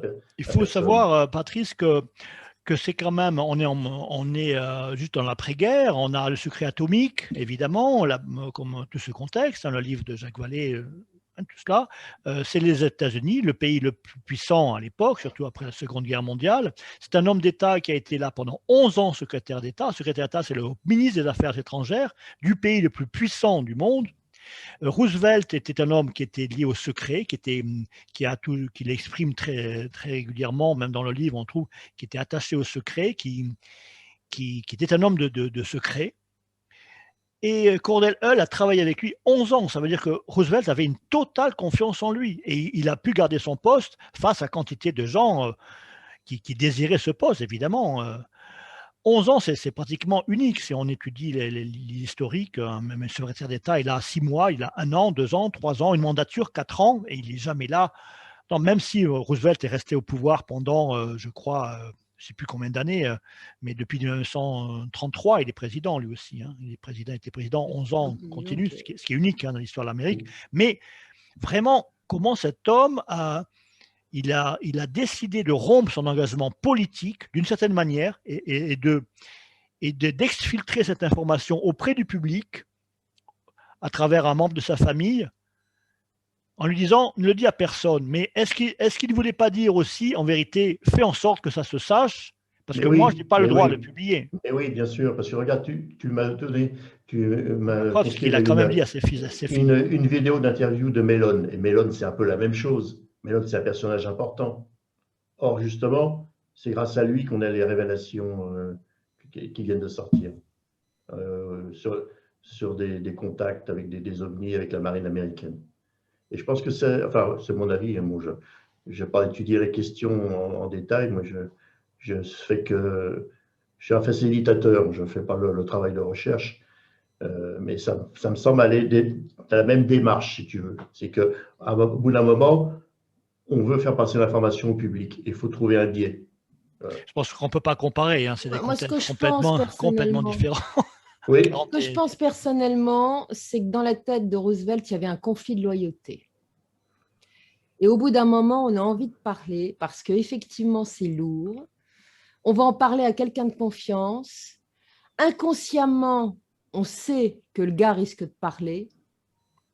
Mais le secret est trop lourd et le devoir de loyauté est trop important pour qu'on garde ça pour soi. Mais c'est Et pas après, on Roosevelt, doit se dire, ai-je bien fait? ouais. La Oui. nature humaine étant ainsi faite. Hein.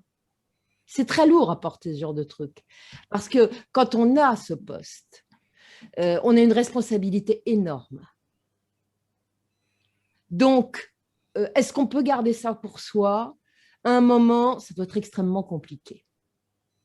Volontairement, on n'a certainement pas la démarche d'imaginer que la personne va parler, mais inconsciemment, bien sûr que oui. Voilà. Oui, je crois. C'est mon bien avis, dit, je peux me tromper. oui. Mais... Oui. Parce qu'apparemment, le révérend Holt dit, Cordell Hull m'a dit, n'en parle à personne. Et bien évidemment. Mais oui, après, c'est vrai que c'est quand même un cas exceptionnel. On a hein. une responsabilité, on a un conflit de loyauté avec puis bon, il a un profil, cet homme. Voilà, tout simplement. Donc, l'avocate qui il a parle. été loyal et en même temps, il s'est débarrassé d'un secret un peu lourd. Voilà. Oui, Qu'est-ce qu'on Cordell Hull. ferait si on était à sa place?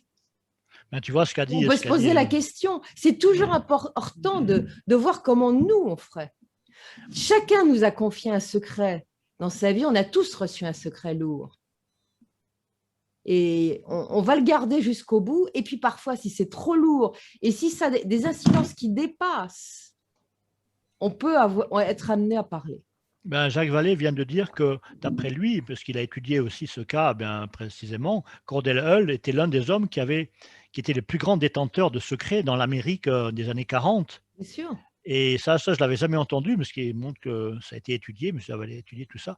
Mais en tout cas, ça abonde dans ton sens, c'est-à-dire qu'à un moment donné, peut-être, la coupe était pleine. Humain, c'est Ils n'en humain, peut c'est plus purement parce qu'il humain. était le dépositaire de tous les secrets de Roosevelt, tous les secrets de l'Amérique, peut-être. Il en savait peut-être pas encore plus que Roosevelt lui-même. Alors, une chose que je voulais et ajouter aussi sur il un a voulu autre se soulager. sujet, brièvement, à propos du crash supposé, enfin potentiel, plus exactement par rapport à supposé, potentiel de Saint-Geniès. Moi, j'y suis allée dans cette commune. Je connais très bien l'endroit. Et j'ai séjourné pendant 3 jours avec monsieur Guillemant, Philippe Guillemant, quelqu'un qui est quand même un scientifique. Hein. Et je pense que s'il y avait eu ça, vu les conversations que nous avons eues, il m'en aurait parlé. Voilà. Mais bon, c'est peut-être un secret aussi. En tout cas, il ne m'a rien dit. Hein, et on s'est dit beaucoup de choses à propos d'ufologie ce jour-là. Voilà. Alors, il n'y a pas de doute que quelque chose s'est écrasé et que l'armée est arrivée pour le récupérer. Voilà. Mais il se peut que ce soit un missile. Hein. Oui, absolument. Je pense que c'est un missile qui a dévié de sa trajectoire. Voilà, parce que moi, je suis de l'autre côté, mais il y a le camp de Canjuers qui est pas loin. C'est à 50 km de chez moi. Quand il y a les tirs, je les entends. Et comme si ça fait vraiment des vibrations. Hein. Bon, lui, de l'autre côté, il se peut très bien qu'il y ait un bazar qui soit parti en vrille et qui soit planté dans le coin. Heureusement, il n'y a pas grand monde. C'est très beau, mais il n'y a pas grand monde. Et puis voilà. C'est vrai pour beaucoup de crashs et on peut se demander si, dans certains cas, si l'armée n'a pas lancé la rumeur que c'était un ovni pour cacher par exemple un prototype qui s'écrase. Et ils veulent pas qu'il y ait des civils qui viennent voir, donc ils expliquent ça en disant que c'est un ovni. Il n'y a rien à voir, bien sûr. Et que c'est peut-être radioactif, il y a peut-être des bactéries mystérieuses, etc. Mais est-ce qu'on peut demander à Paul qu'est-ce qu'on fait dans l'avenir, qu'est-ce qu'il voudrait voir comme recherche supplémentaire sur ce cas de Cap Girardeau? Comment on peut l'aider? Oui. Merci, monsieur Allais. Je voudrais quand même lui poser la même question auquel vous avez répondu. Qu'est-ce qu'il pense du cas Cordell Hull, ce témoignage incroyable d'un des plus grands hommes d'État de l'époque? Oui, bah vas-y, Jean. Oui, oui. Oui. Mm. Paul, Paul, peut-être qu'il est parti, on en a eu marre. On l'a laissé tellement longtemps. Paul, hello. Attends, je regarde s'il est toujours là. Oui, il est toujours là, mais son micro est coupé. Je lui demande la réactivation. Mon micro. Here I am. Can't get Hello. rid of me. Hello, Paul. Hello. Yeah, a question, one question by Jacques Vallée, but first, what do you say about the Cordell Hull decision to Talk. talk to his cousin, Reverend Holt? Yes, it is very interesting that he would allow his cousin in. They were pretty good friends. I wonder if Cordell Hull wanted the opinion of someone religious, a Christian leader, to get a reaction to this, to study what he would think. Ah oui. Oui, donc effectivement, c'est très étonnant, c'est très intéressant. Ils étaient très proches, c'était des cousins, ils étaient très proches, et il se peut que Cordell Hull ait voulu avoir l'opinion d'un homme de foi, un homme de religion, et voir sa réaction devant cette expérience, devant ce phénomène, cette réalité. Yes, Paul? Yes, the pastor, Turner Holt, was from a town in Ohio and came to visit Cordell. And apparently Cordell Hull, the Secretary of State, wanted to show it off and get his reaction. Oui, donc il était venu lui rendre visite et apparemment le Cordell Hull, le secrétaire d'État, voulait voir sa réaction. Yeah?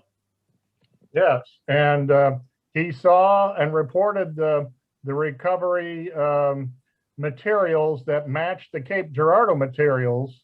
We have not been able to pin down what month and year this happened, though.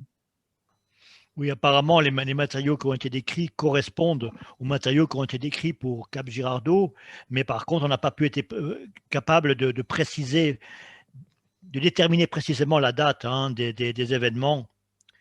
So now, Jacques Vallée ask you what kind of investigation you want to follow now, to get involved, to carry out now, and how can Mr. Jacques Vallée or anybody else help you in your work and investigation on this case or other? It is difficult to say. I wish the American government would open their files starting with 1941. Since everyone is dead, I don't know what they're hiding. Oui, mais disons que c'est difficile à dire, mais j'aimerais bien que les gouvernements américains ouvrent leurs archives, spécialement à partir de 1941, étant donné que tout le monde est mort, je ne vois pas qu'est-ce qu'ils ont à cacher. But I have always carefully guarded the area where the crash has occurred. I don't want them disturbed at that farm. Mais j'ai toujours gardé confidentiel l'endroit où l'incident a eu lieu. Je ne veux pas que le lieu soit troublé, perturbé. Imagine the whole world practically wanting to see your farm, dig up the soil, and demand evidence of the big crash. Sans quoi, effectivement, le monde entier viendrait creuser le sol. Would you like that or not? Oh, no. If you were a property owner, this is your home and your farm, your business. It would be a nightmare to have people showing up day and night. Non, je veux pas ça du tout. C'est la propriété du fermier. Ce serait un cauchemar si sa propriété était envahie. Regarde, do you know the site, the precise site, Paul? Do you know? Not precisely. The general area, maybe in a 5-mile radius. Je ne connais pas le site précisément, mais je connais la zone dans un rayon de 5 miles. No, it would have, if there was any research, it would have to be under the control and with the participation of the owners. Right. It wouldn't be a big circus. We have the same problem in New Mexico. We have not given the coordinates of the site, exactly for that reason. Also in New Mexico, people, are pretty quick with a rifle. Yes, out in the countryside and farm country of Missouri, it is probably the same way. They shoot straight. Yes, ask questions later. Les gens sont armés en Amérique, au Nouveau-Mexique, mais également en Missouri, dit Paul, et donc ils pourraient réagir violemment si on envahissait leur propriété. Mais Jacques, c'est une proposition que vous faites, alors vous demandez un contact direct avec Paul. Yes, if we can help, if there is any. And I'm curious also of, what more can you do on a case like this? Sometimes information comes to light, years later, and right now I've had several people call me saying that they had a sample of something and they would make it available. So many people think it's not important. It's something my grandfather had. And then all of a sudden, if there is, a real scientific study, people will come forward. Right. Les gens viennent et racontent leur histoire et mettent ce genre de choses à disposition. Je voudrais parler très brièvement du cas Gâteau parce que je vois qu'il y a une question qui a été posée. On a les échantillons. So we have the samples from the Gâteau case that somebody mentioned. But the problem is, le problème est que les échantillons ont été ramassés 3 semaines après le cas, le témoignage, l'observation directe par Gâteau. Donc, on ne sait pas si quelqu'un est intervenu dans l'intervalle et a mis quelque chose sur le site. Donc, on n'a pas la preuve que ça vient véritablement de l'observation de l'OVNI. Donc, c'est un peu vague. Je ne connais pas le cas Gâteau, je n'ai jamais entendu parler. Moi non plus, je ne connais pas. Well, it's in the books by Jean-Claude Bourret. There have been some analyses done. C'est dans le livre de Jean-Claude Bourret. Il y a eu, c'est probablement sur Google ou sur plusieurs sites, on peut retrouver l'information. C'est un témoin seul qui a vu un objet se poser dans un champ. En fait, il a vu l'objet qui était posé dans le champ.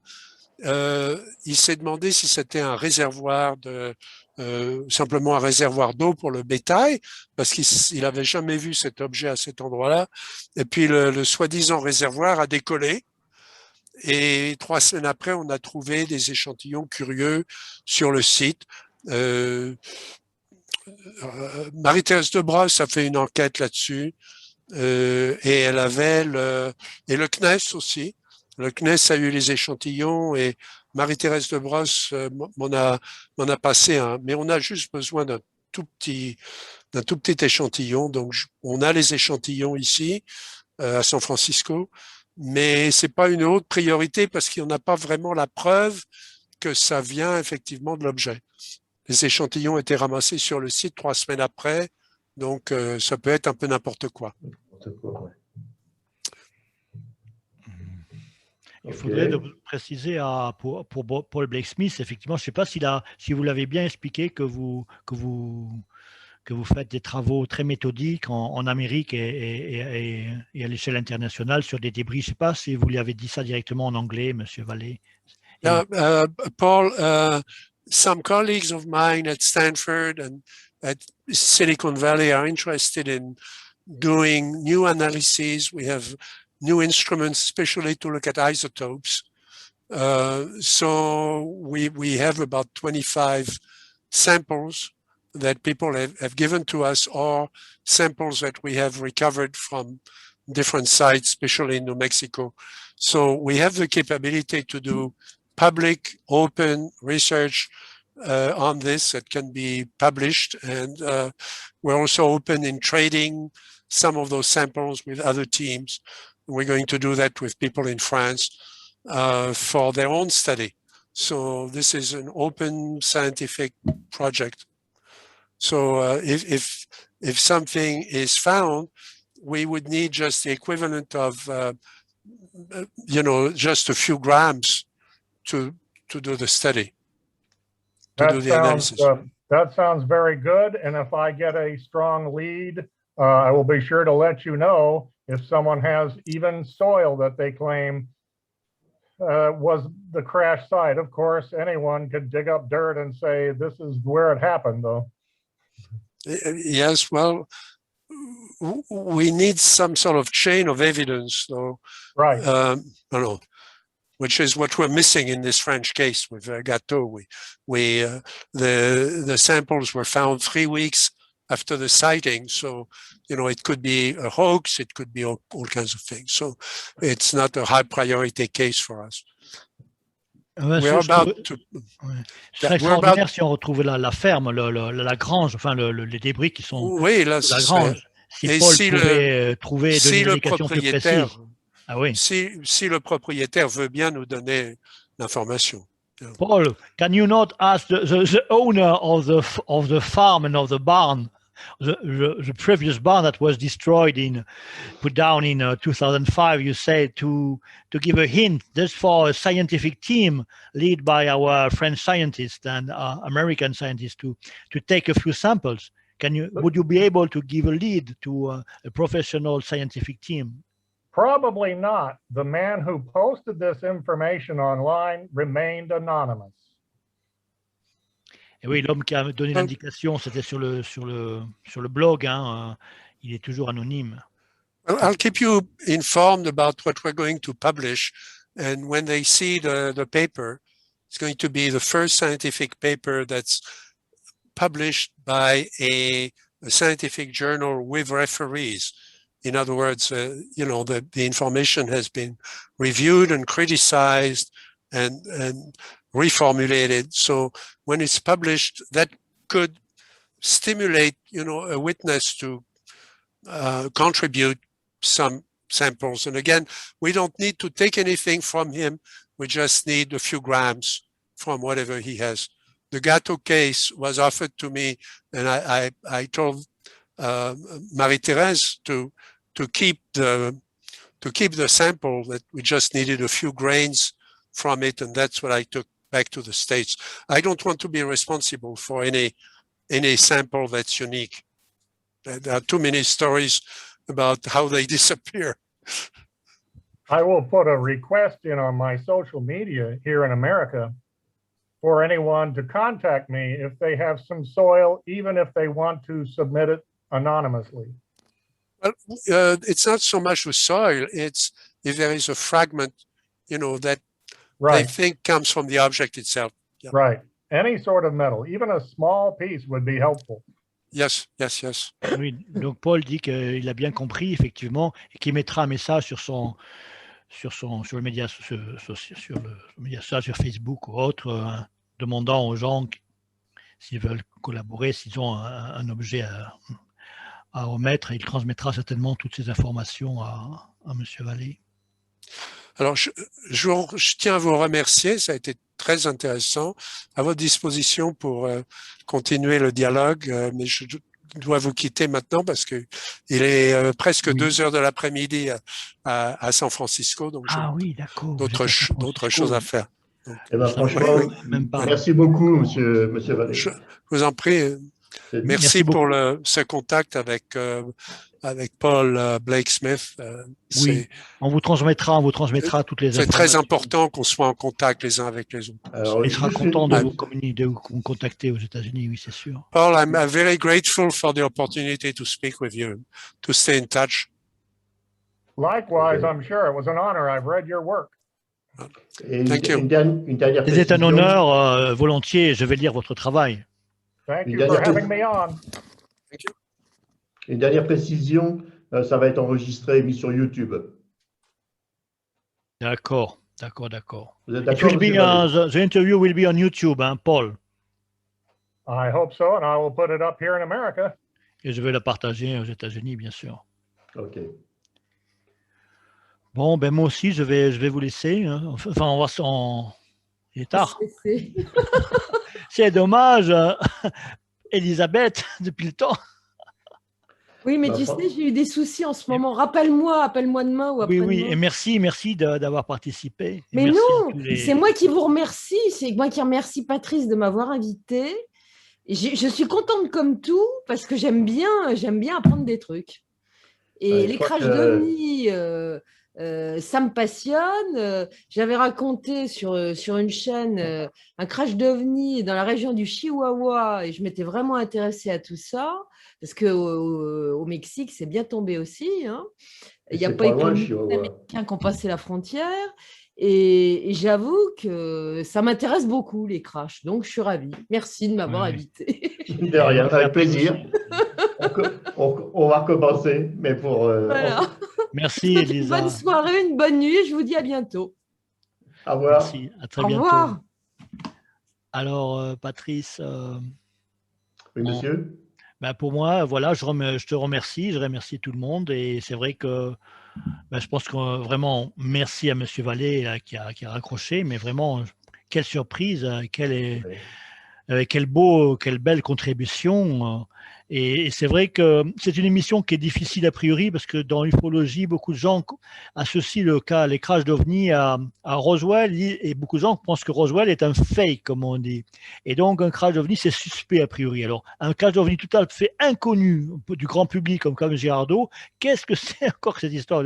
Mais on se rend compte à travers tous ces éléments. C'est un livre qu'il y a beaucoup d'éléments, d'indices convergents, hein, comme on prêche les gens à l'esprit ouvert, parce que je peux te dire que j'ai déjà eu des réactions. Ah, ça se multiplie comme les petits pains, épidémie de crash d'OVNI, etc.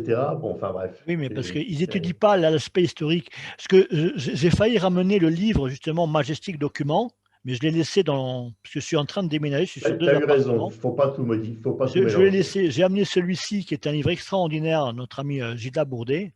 Ah oui, il est très bien celui-là. Je conseille le chapitre 5, c'est une Bible, enfin c'est vraiment, j'aime pas employer ce terme, mais c'est vraiment une mine de science sur tout ce qui concerne les contacts de type crash ou atterrissage, mais vraiment ce livre est, et ce chapitre 5, vraiment extraordinaire dans ce livre de Gilda.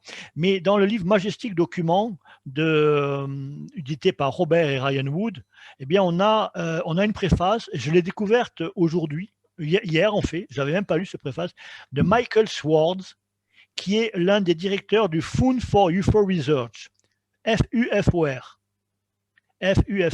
FUFOR. Fund for UFO Research, c'est un des grands organismes historiques américains d'études ufologiques. Et il dit, c'est textuellement, donc en fait c'est dans le sens d'un hommage au travail de Robert Ryan Wood, de l'étude sur les Majestic Documents, qui sont contestés, l'a dit M. Vallée, bien sûr, qu'on n'a pas une certitude à 100% que tous les documents sont authentiques, et même si certains documents immunité, c'est déjà énorme. Mais il dit, ce qui manque à l'ufologie aujourd'hui, et il faut savoir que le document a été publié en 1998 par Ryan Wood, hein, les Majestic Documents, et Michael Swartz dit, ce qui manque à l'ufologie, c'est que ce n'est toujours pas une discipline. Or, il n'y a pas de science si on n'est pas une discipline vraiment scientifique, universitaire. Et il dit, ce qui est le plus important, c'est l'aspect historique. Il faut reconstituer la trame historique des événements. Et je pense que, en toute modestie, d'ailleurs, ce n'est pas mon livre, hein, je le publie, je ne suis pas le traducteur officiel, j'ai fait la révision, mais disons que c'est le livre de Paul Beck-Smith, c'est le dossier Cap-Girardeau. Le dossier Cap-Girardeau nous aide à comprendre le dossier Roswell et porte des éclairages. Il nous aide à comprendre le dossier 1945 que vient de présenter Jacques Vallée. Il nous aide à comprendre aussi la bataille de Los Angeles de 1942. Il nous aide à comprendre. Ça, je ne sais pas. Mais dans le principe, c'est-à-dire qu'il y a eu comprendre l'historique de la situation de politique qui sont... Ah, ça oui, la politique, oui. Et des épisodes qui s'enchaînent et qui déterminent des politiques du secret, comment se construit la politique du secret et comment s'organise l'information dans le secret, toute cette structure du cover-up qui est à la base de l'ufologie concernant les crashs, entre autres, et les technologies récupérées. Donc c'est important de connaître tous les épisodes de les étudier et de reconstituer cette trame. C'est pour ça que ces Majestic Documents sont importants, les mémos sont documents, toute cette étude historique, en même temps et ça guide également les travaux de terrain, comme ceux que décrit Jacques Vallée. Alors l'affaire de Los Angeles, ok, c'est un peu différent. Moi, ce qui m'étonne, c'est différent, bien sûr. Cette affaire de secret atomique, ça veut dire que dans ce crash de Girardot, ils ont tout de suite, ils ont trouvé des débris et ils ont pensé énergie atomique. C'est assez étonnant. Ah non, c'est pas forcément Non, c'est pas et qu'ils ont pensé. Tu dis qu'ils ont pensé absolument pas. C'est ce qu'il y a dans le mémo de Ah Roosevelt. non, mais ils n'ont pas pensé secret atomique. C'est ce qu'on comprend, ce qu'explique, ce que font comprendre Ryan Wood ou Linda Holton et les autres, c'est que en 42, on avait déjà travaillé sur l'objet de 41. Donc, on avait Mais c'est ce que je te identifié. dis. C'est ce que je te dis. L'objet de 41, on aurait identifié dedans des secrets atomiques. Et c'est ça, je suis assez étonné. Et pourquoi pas? Ah bon, alors là, Bah, méthode, alors là, on est plus dans le dossier alors. parce que soit il y a de la radioactivité, à ce moment-là, effectivement, c'est facile d'identifier, parce que les effets de la radioactivité, si elle est puissante, vont avoir des effets négatifs sur les gens et les végétaux et tout l'environnement. Auquel cas, on va tout de suite comprendre qu'il y a un secret atomique, d'une certaine façon. Mais s'il n'y a pas ça, comment arriver dans une technologie Mais qui complètement te dit inconnue? qu'il n'y a pas eu de radioactivité? Est-ce que quelqu'un a dit qu'il n'y a pas eu d'études de radioactivité sur le site? Ce qu'il y a, c'est qu'on ne sait rien On n'a pas tous officiellement. les éléments. Donc, Tu on me les fais comprendre que j'ai fait une exposé tard, pour rien, alors là. C'est ça le Non, message. non, je suis un petit peu sceptique sur cette affaire d'énergie atomique en liaison avec les ovnis. Parce que c'est vrai qu'il y a le cas de Cache-Landrum, où alors là, vraiment, la radioactivité se déchaîne. Mais dans la plupart d'autres cas, on ne trouve aucune source d'énergie. C'est même quasiment un leitmotiv, aucune source d'énergie. On ne moi, ce comprend qui pas comment m'aurait ça marche. intéressé de savoir sur Cap Girardeau, c'est quel temps il faisait. Car, bah oui, la Oui. météo. Il faisait chaud. Est-ce qu'on a vu que par temps d'orage, il y avait parfois de drôles de choses. Et il ne faut pas oublier quand même que ces engins-là fonctionnent manifestement avec des charges électromagnétiques. Il suffit qu'il y ait un orage ou un truc dans l'air qui ne poserait peut-être pas problème sur nos engins, mais qui peut en poser. Oui, oui, Oui. c'est une Et donc, hypothèse on n'a qui est pas très tous sûre. les éléments de ce dossier. C'est aussi des choses que je n'ai pas passionné parce que ce n'est pas, Oui, oui. c'est pas ma conférence et je ne veux pas monopoliser, Voilà. mais il y a plein de choses auxquelles je pense là-dessus. Il y a plein de possibilités pour le crash. Bien sûr. J'ai évoqué le côté binaire, soit c'est la haute technologie, soit ça n'en est pas, mais ça peut être effectivement, il y a plein de raisons. Effectivement, la sensibilité à des conditions qui n'existent pas chez eux, qui les ont surprises, ça a déjà été évoqué. Et puis, il y a quand même des témoins qui ont vu parfois des engins en difficulté secourus par d'autres. Oui, oui, C'est rare, mais c'est arrivé. oui. Donc, je ne pense pas que la technologie soit infaillible, même chez eux. Oui. Alors, Voilà, on peut l'imaginer quand même. Hein. moi, je pense même qu'il est possible qu'ils peuvent avoir à la fois de la très haute technologie et une fiabilité douteuse. Parce que Allez ça savoir. existe. Par exemple, prends le matériel qui était construit autrefois dans les pays de l'Est. C'était les mêmes principes que chez nous, mais ça foirait complètement. C'était pas sérieux. Ah, c'est pas bien ça. Le crash d'Aztec et de ce cas aussi, on a un témoin visuel direct dans le cas d'Aztec, c'est un fermier sur une propriété qui était je crois, une quinzaine de miles au sud du plateau Oui. qui s'appelle, je sais plus le nom en tête pourtant. C'est pas grave, il y a un petit plateau. Oui, C'est pas Aztec, hein, c'est quand même à Oui. 20 km Oui. au nord-est d'Aztec. Ah, hein, je me tu te souviens souviens. encore du Et il a schéma vu de la route. l'objet, c'était à l'aube, hein, il a vu l'objet Oui. qui était comme en feuille morte, qui est passé au-dessus de sa propriété, et il est allé à 15 mètres, et il s'est posé sur le plateau qui était à 15 miles, mais quand on est que c'est un des territoires sauvages, à 15 miles, il a une visibilité, et il a pu voir ce devait se poser. Donc l'objet avait perdu sa manœuvrabilité, pour telle ou telle raison. Oui. Voilà. Alors, comme tu disais, c'était peut-être pour des raisons de champ électromagnétique. Parce qu'il faut savoir que notre planète, on a vu qu'il y avait beaucoup d'objets qui allaient dans des zones où il y a du magnétisme, parce qu'il y a certaines roches. Hein. On a vu dans les Blue Mountains des endroits comme ça où il y a une radioactivité naturelle et ça attire ce genre de trucs. Bah, il suffit, nous on n'a pas leur connaissance, on ne sait pas comment fonctionne leur bazar. Bah, il suffit qu'il y ait un truc qui rentre en interaction avec leur objet, et puis bon, c'est peut-être un truc dans ce goût-là. Mais ça, on ne peut, à mon sens, que formuler des hypothèses. Voilà. Oui, oui. Bien sûr. Patrice, excuse-moi, mais je crois qu'on a dit au revoir à Paul ou pas? Oui, mais il nous a dit qu'il Ah oui, oui, quittait, c'est ça, oui, c'est ça, oui. C'est bon parce que j'avais peur là. Bon, sauf par contre, moi, je que, vais vous quitter parce que demain, j'ai des engagements très tôt, alors je ne peux pas m'attarder. sauf qu'il est toujours là, apparemment, toujours connecté. Paul? Alors, ouais. Hello, Excuse-moi, Paul? Elisabeth, hein, je voulais quand même Yes, pas I am oublier. here. Il était toujours là. Il était toujours là. Il était Ah, sage, il ne disait rien. Yes, you- Paul, I'm going to leave because I cannot stay more longer.